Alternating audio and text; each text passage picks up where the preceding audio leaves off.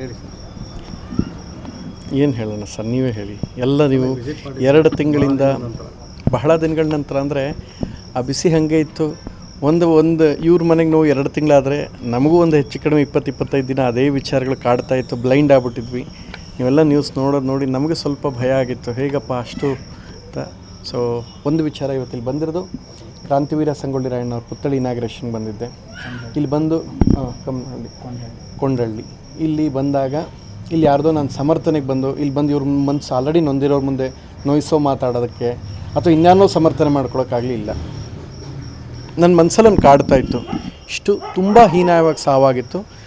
ಸಹನವ್ರನ್ನ ಮಾತಾಡಿಸ್ಬೇಕು ಅಂತ ನನ್ನ ತಲೆಯಲ್ಲಿತ್ತು. ನನ್ನ ಕೈಯಿಂದ ಏನು ಸಾಧ್ಯ, ಯಾಕೆಂದರೆ ಈಗ ಏನಾಗುತ್ತೆ ಅಂದರೆ ಯಾವುದೇ ಮಾಡಿದ್ರು ತೋರ್ಪಡಿಕೆಗೆ ಮಾಡಬೇಕಾಗತ್ತೆ. ನನಗೆ ಆ ಕುಟುಂಬಕ್ಕೆ ಒಂದು ಸತತವಾಗಿ ತುಂಬ ಕಾಡ್ತಾಯಿತ್ತು ನನಗೆ ಆ ಪೇಯ್ನ್. ಹೇಗೆ ಅಷ್ಟು ಅವ್ರು ತುಂಬ ಮೆಚ್ಯೂರ್ಡಾಗಿ ಮಾತಾಡ್ತಾಯಿರೋ. ಸಹನ ಮಾತಾಡ್ತಾ ಇದ್ದ ಮಾತು ನನಗೆ ಬಹಳ ಆ ಇನ್ನೋಸೆನ್ಸ್ ನನ್ನ ತುಂಬ ಕಿಲ್ ಮಾಡ್ತಾಯಿತ್ತು, ನೋವು ಕೊಡ್ತಾಯಿತ್ತು. ಸೊ ನೋಡಲೇಬೇಕು ಅನ್ನೋದಿತ್ತು. ಈಗ ಸತತ ನಾನ್ ಸ್ಟಾಪ್ ಒಂದು ಹೊಸ ಶೋ ಮಾಡ್ತಾಯಿದ್ದೀನಿ 6 ವಾರದಿಂದ. ಅದು ನನ್ನ ಹೆಲ್ತ್ ಒಂದು ದಿನವೂ ಅಷ್ಟೇ ಇಲ್ಲದೆ ಇದ್ದಂಗೆ ಆಗಿತ್ತು. ಇವತ್ತು ಬರಲೇಬೇಕು, ಮಾತಾಡಿಸ್ಬೇಕು, ನನ್ನ ಕಡೆಯಿಂದ ಏನು ಸಾಧ್ಯ ಮಾಡಬೇಕು, ಇವ್ರನ್ನ ಕಾಣಬೇಕು ಅನ್ನೋದೊಂದಿತ್ತು. ಈ ಸಮಯದಲ್ಲಿ ನಾನು ಹೇಳೋವಂಥದ್ದು ಎಲ್ರಿಗೂ, ಸರ್ ನಾನು ನಿಮಗೆ ಒಂದೇ ಮಾತು ಹೇಳೋದು, ಇಲ್ಲಿ ಬಂದು ನಿಮ್ಮನ್ನು ನೋಯಿಸೋವಂಥದ್ದು ಇನ್ಯಾವುದೋ ಹೇಳಿಕೆ ಕೊಡೋಕ್ಕೆ ನಾನು ಬಂದಿಲ್ಲ.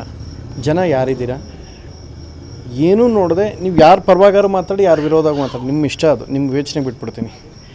ನೀವು ಯಾವುದೇ ಹೇಳಿಕೆ ಕೊಟ್ಟರೆ ಸಹನ ಅವ್ರಿಗೆ ಮತ್ತು ಅವ್ರ ಕುಟುಂಬಕ್ಕೆ ಹರ್ಟ್ ಆಗುತ್ತೆ. ಆ ಮಾತಾಡ್ಬೇಕಾದ್ರೆ ಒಂಚೂರು ಯೋಚನೆ ಮಾಡಿ. ತುಂಬ ಎಕ್ಸ್ಟ್ರೀಮಾಗಿ ಒಂದಷ್ಟು ಜನ ಮಾತಾಡ್ಬಿಡ್ತಾರೆ. ತುಂಬ ಮಾಧ್ಯಮ ಟಿಕ್ಸ್. ನೀವು ನಿಮ್ಮ ಕೆಲಸ ಮಾಡ್ತಾಯಿದ್ದೀರ ಅಷ್ಟೇ. ನಾನು ಗಮನಿಸಿದ್ದೆ. ನಾನು ಹೇಳಿದ ಹೋದ ಸಲ ಏನಾಗಿತ್ತು, ನನ್ನ ಮನೆ ಮುಂದೆ ಅನ್ನಪೂರ್ಣೇಶ್ವರಿ ಪೊಲೀಸ್ ಸ್ಟೇಷನ್ ಇತ್ತು. ನನ್ನ ಮನೆಯಿಂದ ಬರೀ 20-30 ಹೆಜ್ಜೆ.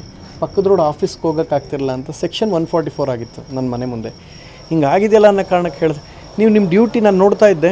ಎಷ್ಟೋ ಜನಕ್ಕೆ ಗೊತ್ತಿಲ್ಲ, ಜನಗಳಿಗೆ ಪ್ರಾಮಾಣಿಕವಾಗಿ ಒಂದು ಅರ್ಥ ಮಾಡ್ಕೊಳ್ಳಿ. ಅಲ್ಲೇ ನಾನು ನೋಡ್ತಾ ಇದ್ದೆ ಮಾಧ್ಯಮದವ್ರು ಏನು ಮಾಡೋರು ಅಂದರೆ, ಅಲ್ಲಿ ಪೊಟ್ನ ಒಂದು 30 ರೂಪೀಸ್ ಆಫ್ ಯಾರೋ ರೈಸ್ ಬಾತ್ ಅಂದ್ಬಿಟ್ರು ಒಂದು 10 ತೊಗೊಂಬಂದ್ರೆ ಅಲ್ಲೇ ಕೂತ್ಕೊಂಡು ನಿಂತ್ಕೊಂಡು ಬೆಳಗ್ಗೆಯಿಂದ ಸಂಜೆ ತನಕ ಮಳೆ ಇತ್ತು ಅಷ್ಟೆಲ್ಲ ನಿಂತ್ಕೊಂಡು ಡ್ಯೂಟಿ ಮಾಡ್ತಾರೆ. ಅಟ್ಲೀಸ್ಟ್ ಏನೋ ಒಂದು ನ್ಯೂಸ್ನ ಜನಕ್ಕೆ ಏನಿದೆ ಅಪ್ಡೇಟ್ಸ್ ತಲುಪಿಸೋಣ ಅನ್ನೋ ಕಾರಣಕ್ಕೆ ಹಗಲು ಕೆಲಸ ಮಾಡ್ತಿರ್ತಾರೆ. ಸೊ ನೀವು ನಿಮ್ಮ ಕೆಲಸ ಮಾಡ್ತೀರಾ, ಪೊಲೀಸ್ ಅವ್ರವ್ರ ಕೆಲಸ ಮಾಡ್ತಾರೆ. ಅಲ್ಲಿ ಬಂದು ಮನೆ ಹತ್ರ ನಿಂತ್ಕೊಂಡು ಹಿಂಗೆ ಆಗ್ತಿತ್ತು ಅಂದಾಗ ತುಂಬ ಜನ ಕೂಗಾಡ್ತಾ ಇರಲ್ಲ ಅನ್ನೋ ಕಾರಣಕ್ಕೆ ನನ್ನ ಮನೆ ಮುಂದೆ ಸೆಕ್ಷನ್ 144 ಆಗಿತ್ತು ಸರ್, ನನ್ನ ಮನೆ ಮುಂದೆ. ಸೊ ಇನ್ನೂ ನನಗಿತ್ತು, ನಾನು ಆಫೀಸ್ಗೆ ಹೋಗಬೇಕು ಅನ್ನೋ ದಿನ, ಸಿನಿಮಾ ರಿಲೇಟೆಡ್ ನೋಡೋಣ ಅಂತಿದ್ದಾಗ ಬರೀ ಒಂದು ಹೇಳಿಕೆನ ತಿರುಚಿ ಹೇಳಿದಾಗಲೇ ಅಷ್ಟಾಗಿತ್ತು. ಇನ್ನು ಸ್ವಂತ ಮಗನ ಕಳ್ಕೊಂಡಿದ್ದಾನೆ, ಬರೀ ಒಂದು ಹೇಳಿಕೆನೇ ತಿರ್ಚಿದ್ದು, ಒಂದು ಮಾಧ್ಯಮದಲ್ಲಿ ಬಂದಿದ್ದನ್ನು ತಿರ್ಚಿದ್ದೆ ಅಷ್ಟು ನೋವಾಗಿತ್ತು. ಅಂದರೆ ಇನ್ನು ಇವ್ರು ಸ್ವಂತ ಮಗನ ಕಳ್ಕೊಂಡಿದ್ದಾರೆ. ಸಹನ ಅವ್ರ ಗಂಡನ ಅವ್ರಿಗೆ ಎಷ್ಟು ನೋವಾಗಿರುತ್ತೆ ಒಂಚೂರು ಯೋಚನೆ ಮಾಡಿ. ಬರೀ ನಾನು ಒಂದು ಹೇಳಿಕೆ ನೋವಾಗಿದೆ ಅಂದರೆ ಸರಿ ಆಯಿತು, ನಾನು ಇದನ್ನ ವಾದನೂ ಮಾಡಲ್ಲ, ಸರಿ ಅಂತಲೂ ಹೇಳಲ್ಲ, ತಪ್ಪು ಅಂತಲೂ ಹೇಳಲ್ಲ.